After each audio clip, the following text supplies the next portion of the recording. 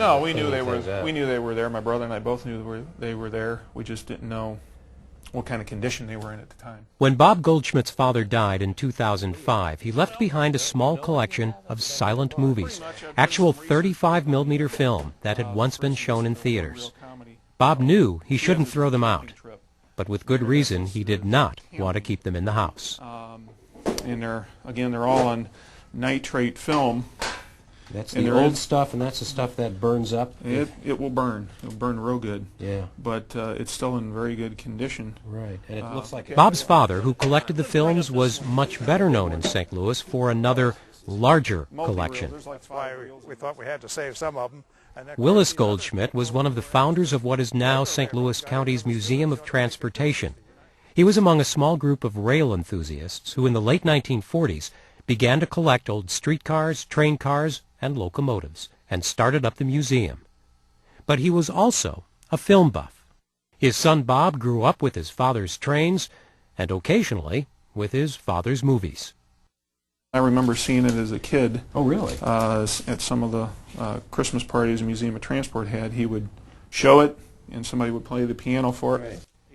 From what he could tell, he had a comedy, an adventure film, a couple of cartoons, including a Felix the Cat, and 2 westerns.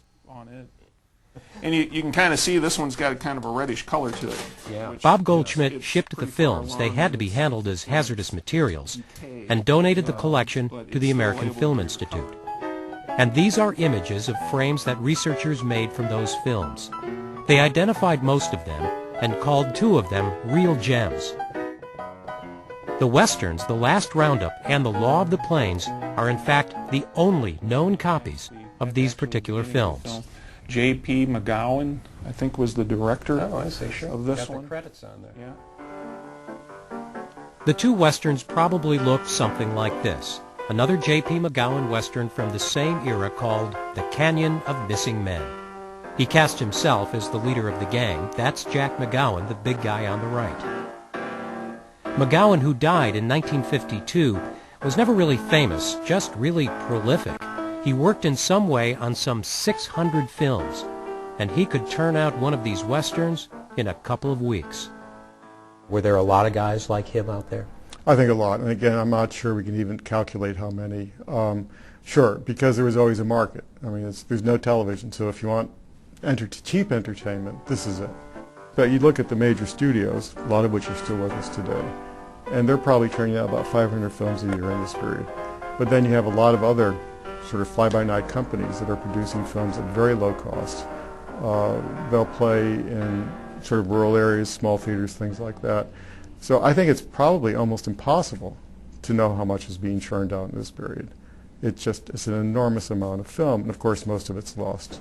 But I'm sure that once it gets to where and sometimes it's found. The discovery of the 2 J.P. McGowan films has in fact caused something of a stir, not in Hollywood, but among some film buffs in Australia.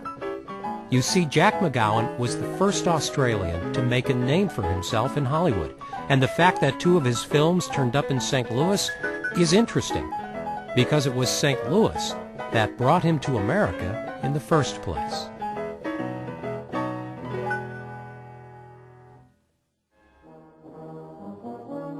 Jack McGowan came here for the 1904 World's Fair, not as a visitor, but as a performer. McGowan had fought in the Boer War in South Africa, and he was hired on with other veterans from both sides to come to St. Louis to reenact battles twice a day. This was one of the fair's most popular attractions. It is quite possible that it was here in St. Louis, when he wasn't performing at the fair, that McGowan, like a lot of other fairgoers, saw moving pictures for the very first time. There was an attraction that was introduced at the World's Fair. It was a train car fitted with a movie screen, and a film that had been taken from a moving train was projected from behind the screen, and the car was rocked back and forth. And then people sat in the cars and just watched the countryside speeding by. It's a big hit at the World's Fair, and they started building these around the country. So they're called Hales tours, and they had them around it. And in a way, it's the first dedicated film theater.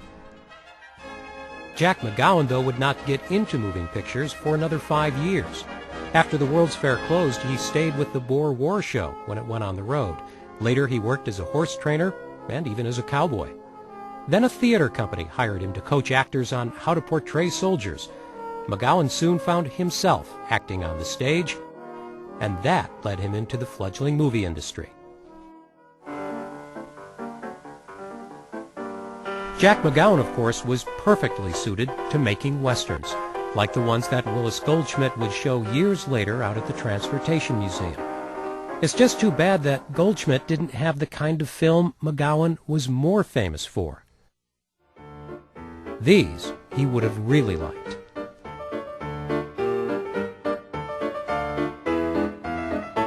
If anybody could make an exciting train film, Jack McGowan could. In fact, he was known as Hollywood's railroad man.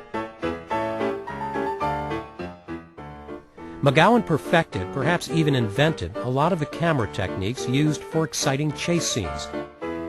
He attached platforms to get shots from just about every angle of a moving train.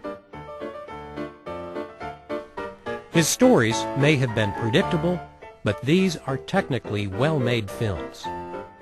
By the late teens, there's a style in place that nowadays is often referred to as a Hollywood classical style. People have got it down pretty well. It's the foundation of a lot of filmmaking, and even the snippets that you're showing me, it's pretty recognizable to me. I could use that to teach a class on principles of classical style. So it's actually valuable for us to look at this filmmaking because we get a better sense, kind of what the base is. This is standard filmmaking from the period. This is one of McGowan's last train movies, The Lost Express. It reunited McGowan and his former wife, Helen Holmes. In the teens, he had directed her in a popular series called The Hazards of Helen, with trains and chases and plenty of stunts. And heroine Helen was more than just a damsel in distress, although she actually did get tied to the railroad tracks in one early McGowan film. But usually, she didn't wait around to be rescued. Helen, the character, and the actress were in on the action. No special effects here. Making a J.P. McGowan train film had plenty of real risks. Jack McGowan may not have been a great artist, but he was one heck of a movie maker. And it's not really that unusual that one of his films might turn up in a basement in St. Louis. Unlike the big studios, which controlled production and distribution and even owned their own theaters, producers like McGowan didn't make money at the box office. He made money by selling a print of the film outright to a regional distributor, and McGowan would never get it back. So when whoever had bought these copies of The Law of the Plains and The Last Roundup was done showing them, and they were silent films in the early days of talkies, they just got put aside. And somehow, eventually, they ended up in the hands of Willis Goldschmidt, who took good care of them.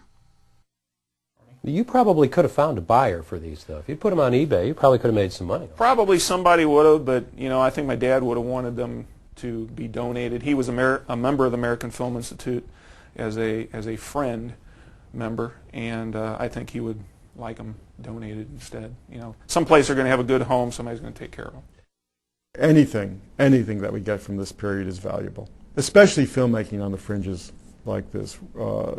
It's easier, obviously, to get major studio product, but it's tremendously valuable to have anything like this. The Goldschmidt films will be restored and preserved, and new copies will be made. They will be seen by a few film historians, and very possibly at the next J.P. McGowan Film Festival in his hometown in Australia. St. Louis once again plays a role in the J.P. McGowan story, thanks to another man who liked movies and trains.